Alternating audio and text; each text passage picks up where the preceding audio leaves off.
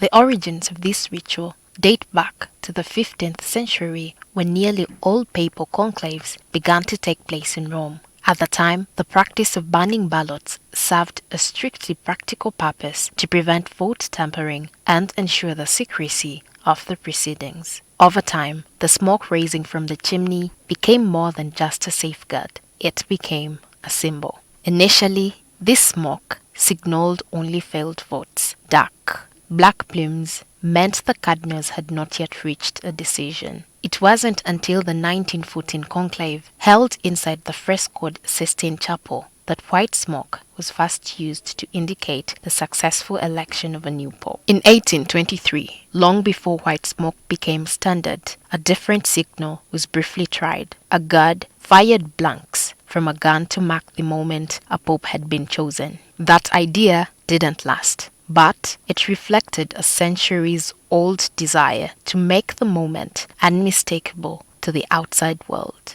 The heart of the tradition lies in the burning of the ballots, a solemn ritual in itself. Each day, during the conclave, 3 cardinals are chosen by lot to serve as scrutineers. They count and read each vote aloud before handing them over to the secretary of the conclave and the masters of ceremonies. These officials oversee the burning of the ballots, a process that guarantees not only secrecy but ceremony. Since 1939, the ballots have been burned in a cast iron stove above 1 meter tall, engraved with the dates of the conclaves in which it has been used.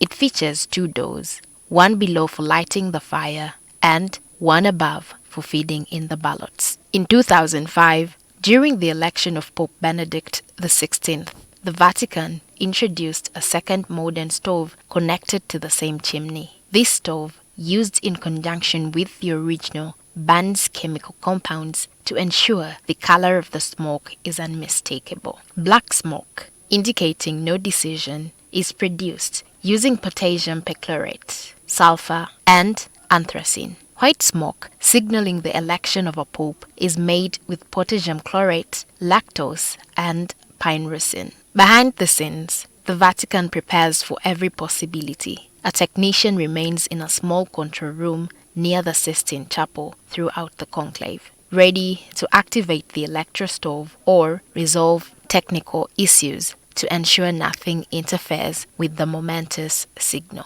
To further avoid confusion, especially when the smoke appears grey, the Vatican began ringing the bells of St. Peter's Basilica in 2005 while announcing the election of Pope Benedict XVI alongside the white smoke. This dual announcement ensures the message is received clearly around the world.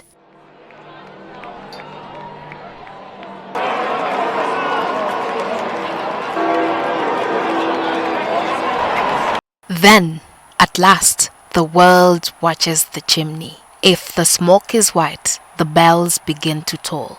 Attention turns to the balcony of St. Peter's Basilica. There, a senior cardinal steps forward to proclaim the ancient Latin phrase, Habemus Papam, which means we have a pope. As we witnessed a new era in the papacy, centuries of tradition converged in a 3-part moment: white smoke, bells, and a voice, united to share the news with the faithful and the world, made viral through social media in real time.